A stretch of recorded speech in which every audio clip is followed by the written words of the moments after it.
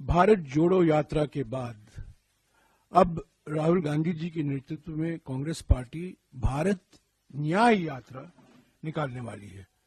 14 जनवरी से लेकर 20 मार्च तक 6,200 किलोमीटर लंबी भारत न्याय यात्रा 14 राज्यों से गुजरेगी।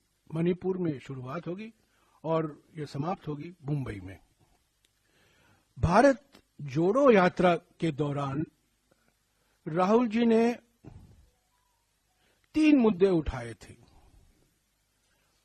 आर्थिक विषमताओं के बारे में उन्होंने जिक्र किया, सामाजिक ध्रुवीकरण के बारे में उन्होंने बातचीत की और राजनीतिक तानाशाही जो आज हमारे देश में हकीकत बन गई है उसके बारे में जनता को अवगत कराया।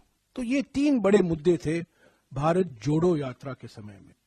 उन्होंने अपनी आवाज बढ़ती हुई आर्थिक विषमताओं के बारे में, बढ़ती हुई सामाजिक ध्रुवीकरण के बारे में और बढ़ती हुई राजनीतिक तानाशाही के बारे में उन्होंने अपने विचार जनता के बीच में रखा।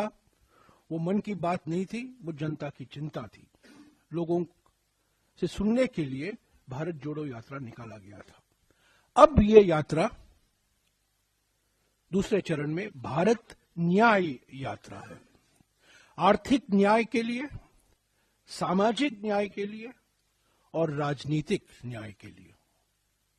लोकतंत्र को बचाना है, संविधान को बचाना है।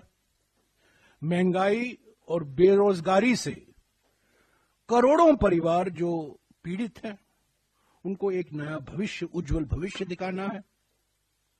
और फिर से जो समाज को बांटा जा रहा है, समाज को बांटने की प्रक्रिया शुरू करनी है।